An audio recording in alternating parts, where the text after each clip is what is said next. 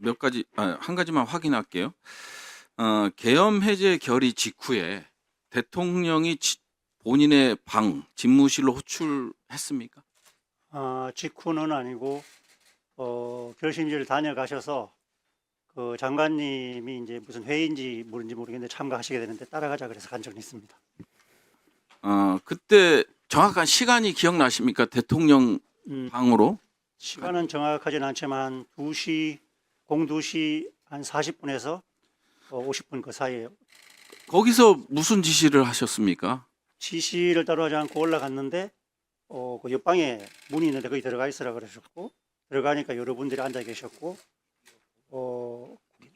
거기에서 병력들이 어떻게 했나 어떤 분인가 물어보셔서 안전한 곳에 또 말씀드렸고 조금 있으니까 다시 들어오라 그래서 들어갔는데 내려가서 철수시켜라 이렇게 말씀하셨습니다. 정확히 철수 지시는 몇 시였습니까?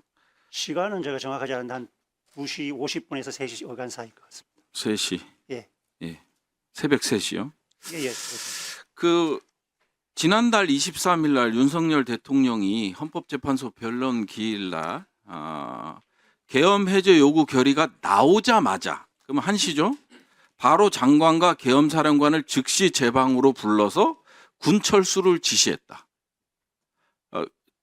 계엄사령관님 말씀하고 좀 다릅니다. 새벽 3시하고 이 해제 결의 직후 좀 다르죠? 한 2시간 텀이 있네. 개념이 어떤지 잘 모르겠는데 하여튼 그 2시 40분에서 50분에 갔었어요. 그때 누구 있었어요? 2시 40분에 갔을 때 당시에 정확하게 기억나는 사람만 말씀. 비실장님만 기억나고 다른 분들은 제가 잘 모르겠습니다. 정진석 비서실장만 기억나고 기억이 안 난다는 말씀이죠. 대통령 진술과 계엄사령관의 우리 증언이 좀 상이하네요. 예, 알겠습니다. 들어가셔도 좋습니다. 잘라주세요. 곽정군 전 사령관님. 예, 전 특수전사령관입니다. 몇 가지 확인 좀 할게요. 12월 3일 날 이후에 대통령과 비아폰으로 몇 차례 통화했습니까? 12월 3일 날 헬기 투입할 때 23시 45분 한 번 하고 12월 4일 날 00시 20분 하고 30분 어간 때 한 번, 그 두 번 직접 통화했습니다. 대통령이 군대 이제 특전사를 철수하라는 지시가 있었습니까? 그런 지시는 하지 못했습니다. 끌어내라는 지시는 있었어도 예.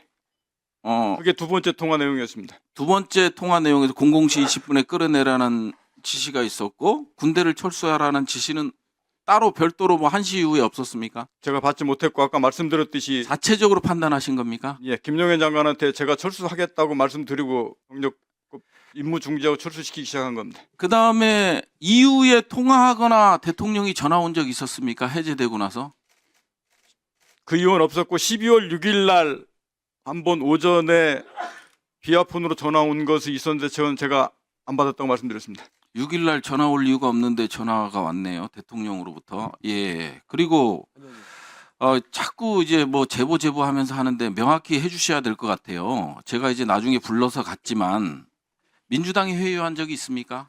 아닙니다. 예. 분명히 그 전에 오전에 박범계 의원님께서 저한테 대통령 2차 통화 내용을 말씀을 저한테 해달라고 여기에 지를 때 말씀하셨는데 제가 그때 차마 말씀을 못 드렸는데 점심 먹으면서 이 사항도 어찌됐든 간에 사실대로 가야 된다는 제 스스로 판단을 제가 했기 때문에 그 국방위가 열리게 되면 제가 관련된 내용 다 말씀드리겠다라고 제가 그렇게 말씀드렸습니다. 알겠습니다.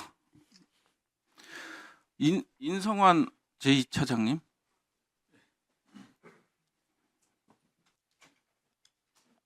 예, 안보실 2차장입니다. 예. 2차장의 주요 임무는 주로 군과 관련된 거겠죠? 예. 그리고 예. 우리 군의 지휘 체계는 유엔사, 연합사, 그다음에 합참 복잡하게 얽혀 있죠. 예, 예. 정전 협정 관리는 유엔사가 하고 그다음에 전시 및 평시 일부 코다죠. 연합 권한 이인과 관련된 거는 연합사에서 하고 그다음에 평시 작전 통제는 합참에서 수행하죠. 예, 예.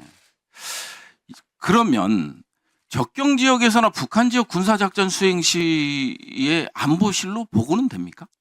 안보실은 그런 작전에도 관여하지 않습니다. 전혀 관여하지 않습니까? 저희가 그런 지휘 체계 자체가 없습니다. 아니 보고를 하냐 이거예요. 저희한테 보고하지 않습니다.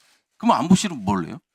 안보실은 군사 사항을 관장하는 것이 아니라 국방 안보를 담당합니다. 예, 국방 2차장이 안보만. 국방 안보면 제가 국방 안보입니다. 예. 예.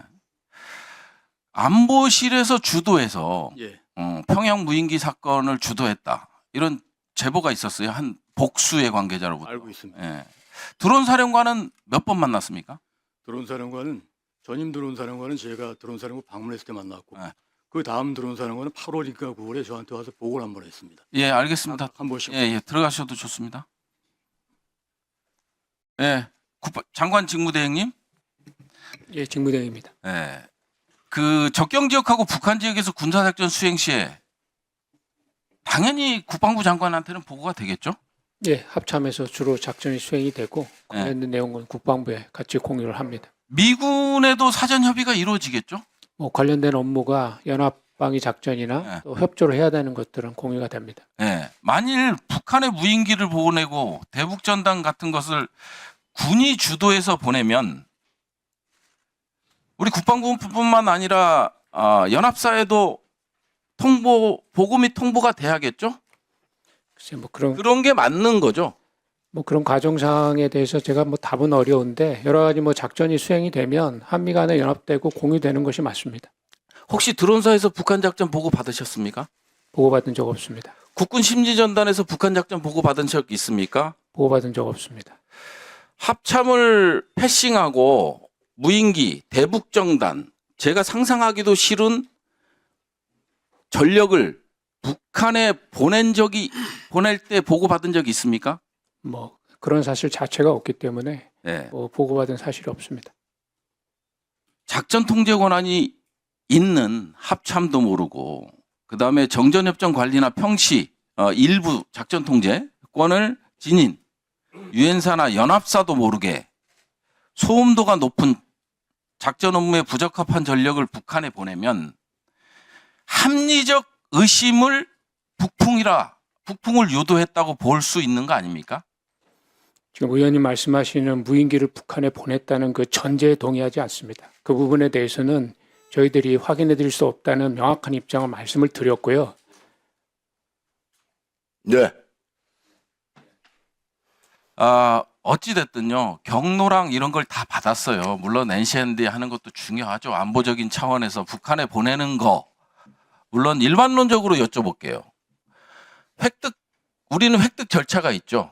예. 무기체계 획득 절차, 전력지원체계 획득 절차, 신속 획득 절차가 있지 않습니까? 예, 맞습니다. 그거에 따라서 평가 기준이 다 있죠. 예, 그렇습니다. 그 평가 기준에 맞지 않으면 군사작전에 사용할 수 없죠. 예, 군사적 적합도 판정을 받아야 운영할 수 있습니다. 그러니까요. 그런 것들을 군사작전에 사용했다면 문제가 되는 건 맞죠. 무인기라고 특정하진 않습니다. 예. 적합도가 없는데 군사작전에 사용되는 경우는 없습니다. 그러니까요.